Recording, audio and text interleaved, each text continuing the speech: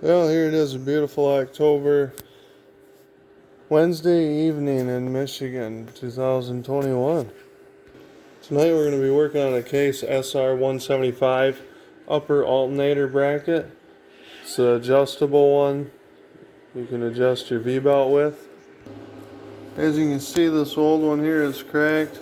It cracked on me. I popped it off, which isn't fun. Tacked it to get it back moving, and tonight we're going to make a little thicker one. It's a metric thickness. It's like 3/16 or so. So we're going to move on to this. Take a look at the engine here. There's the engine bay. There's the alternator down there. We'll get a better view at it once it's done. There's a lower bracket. The upper bracket's the one that cracked. Remove the air box, the steel fan shroud, and the filter minder wire, and made it a lot easier. So here's our updated bracket I'm going to make here out of some 3/8 gauge plate steel. I'm going to remark that in paint marker and go to town, so that'll be the next task. Yeah. Always gotta cover up the old blazer. Don't want to get her covered in anything nasty. Gotta admire the Dana 60 Kingpin. It's the simple things in life. And the full floater. You know.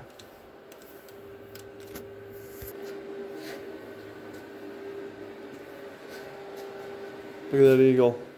Made in America. Just want to do a quick size reference here. According to this turbo, compared to the size of my fist. She's a banger on the 4-cylinder. If you're ever working on any heavy equipment and you just can't get it to start and you think it's a bad fuel filter or a bad lift pump or starving of fuel, always look by your fuel tank or your primer or your fuel pump.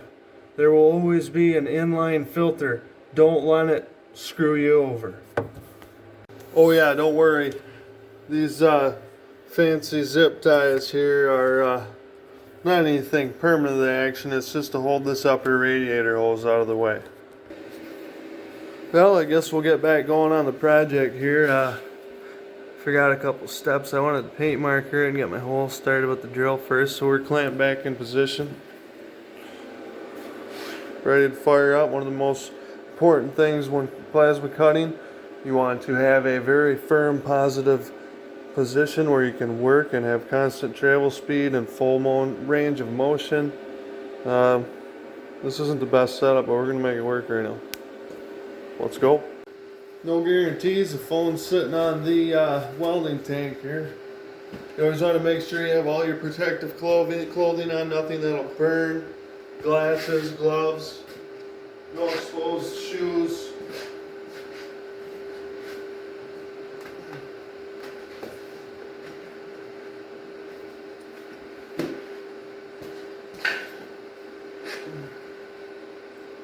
Fire in the hole.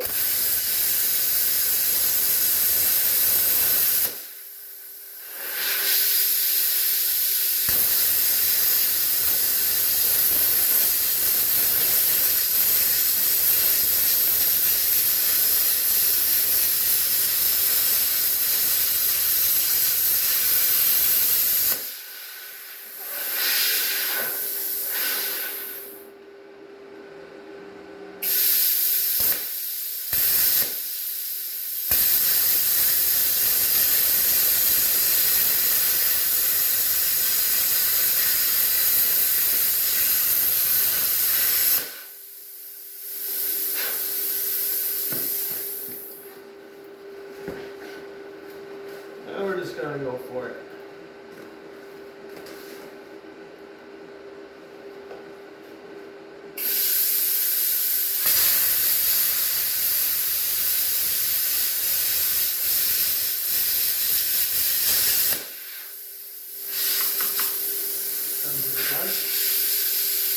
Fire up.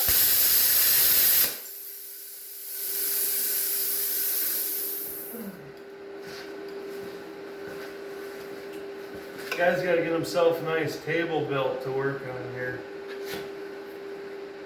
Add it to the list.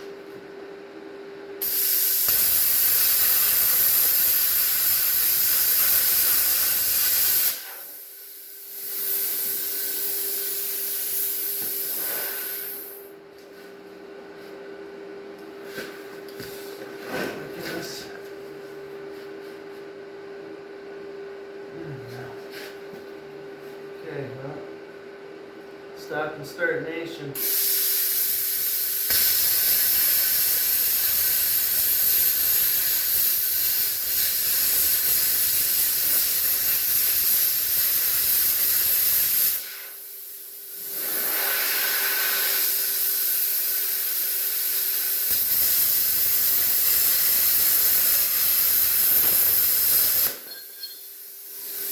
Got a little jumpy at the end, but it's turned out pretty good. Gotta get quick, get her off the epoxy. Hey, not too bad. Looks rough right now. Boy, that's a lot of slag. Well,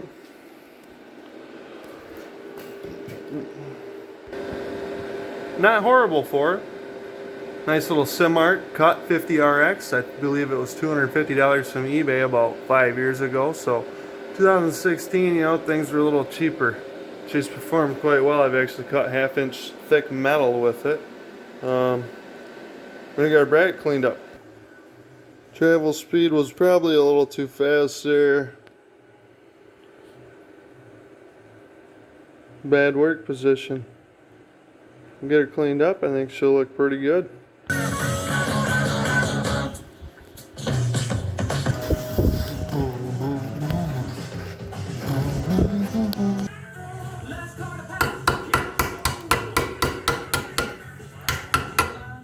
Come on.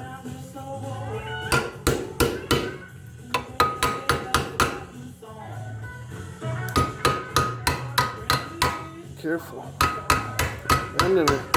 Alright, different tactic.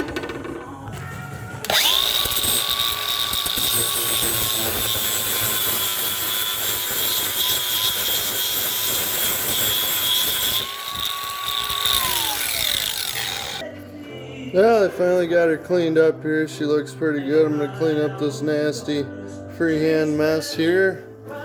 And turn that radio down a little bit. Just wanted to see if you ever want a good line of tools. DeWalt's got a lot of stuff going on. But I will tell you, stay away from the 1.5 amp hours, 2.5 amp hours. Take them things, throw them right in the garbage. Amp yourself up to at least a 4 amp hour. Them are even borderline. I go right to the 5 or 6. Adds a lot to your tool. It's the only thing that's going to last in a grinder or pretty much anything for very long at all. Shout out to DeWalt. I mean, they make like a boatload of different tools and everything you need. Cordless, everything. Why do you have to be so loud?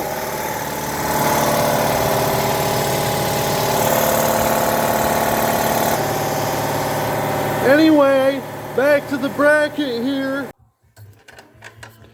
Well, here's our new bracket and our old bracket. I'd call that heavy duty. I think she'll do the job. The bottom bracket's pretty wimpy, so you gotta rely on something. A lot of leverage up here. Turned out pretty decent for just a guy freehanding. Suppose she'll work good. I always look at things, always could be better. That way you always strive for better quality. Once she gets done swinging here and moving around, steadies up, we'll get a coat of primer on her. Coat of gray paint. Get her on the machine. I just so happen to have this Rust-Oleum high performance enamel. 50% more output. 15-minute fast dry. You know, they always overrate things quite a bit, but this is pretty good paint. Pretty good paint. I wouldn't use anything but. Very minimal overspray for how much paint you get on, and the spray is amazing.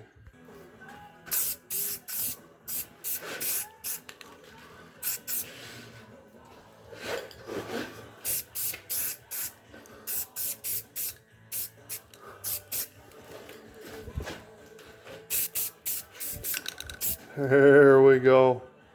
Don't want her too thick.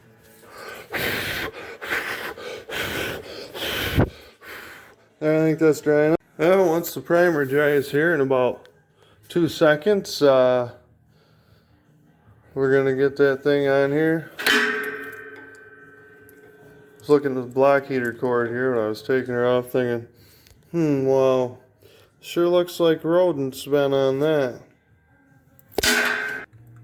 Oh, look, it looks like a guy changed an inline fuel filter on this at about 350 hours. Yep, ooh, pretty recently too.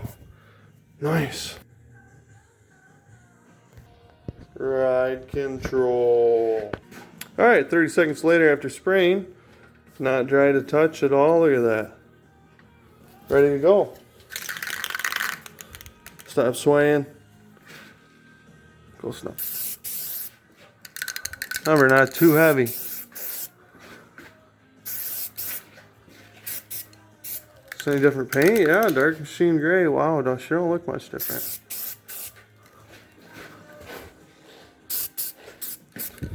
Alright. Always have to really make sure to, since it's any angle tip, give her a little wipe with the shirt. Wait, wasn't there just a bunch of tools sitting here? Oh yeah, they all got to get put away yet. This here is why you never throw anything out. No waste, ever. This jagged, crazy piece of 3/8 plate steel. This is the scraps that we have from today, making our bracket. This bench looks a lot emptier now. I usually work on stuff. Of course, you know, I have magnetic trays and I still somehow managed to lose one of these special thread bolts for the fan shroud and one of the air cleaner mount bolts for the breather box. Alright, here we go. 15 seconds after painting. She's ready to go.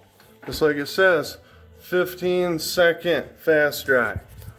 Here's one of my bolt upgrades from one that I lost. Very nice replacement, perfect length. A little longer for that thicker plate. We are using a 1/4-inch ratchet here to torque her down so we don't snap her off.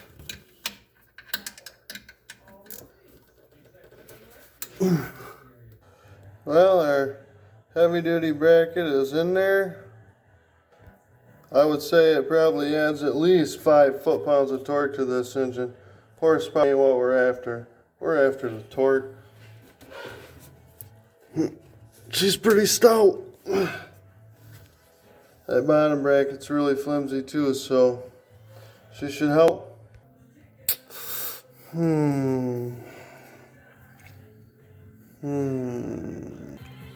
Boy, I don't know, 6:30 is gonna come pretty fast. Yeah, now we're talking.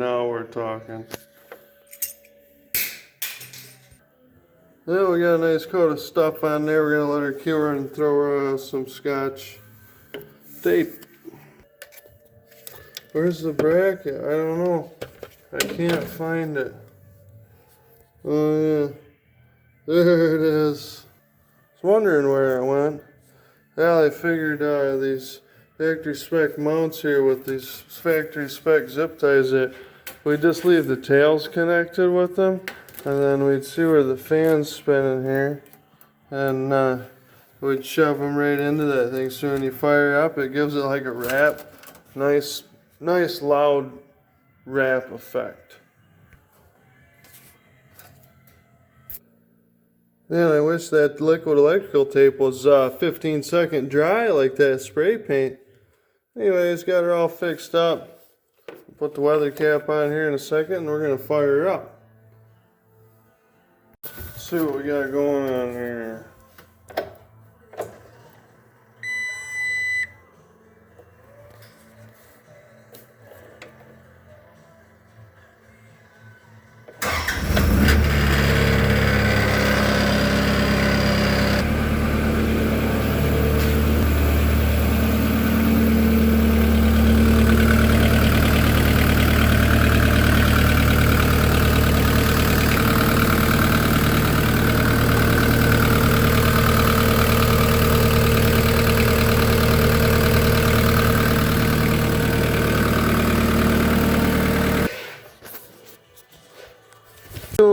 up here.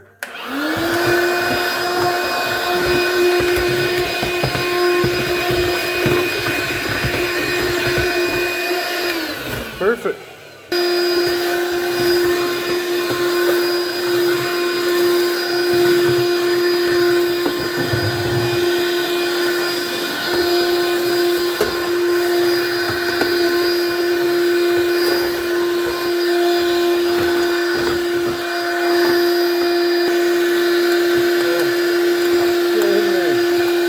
Get in there. Yeah.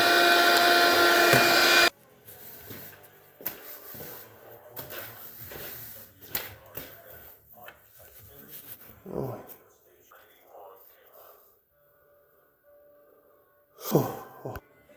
Well, I guess that pretty much concludes the Wednesday evening in the garage working on the case sr175, building a nice heavy duty upper alternator bracket, and we'll see what else we can get into in the next couple weeks. Got some projects going, some cool stuff.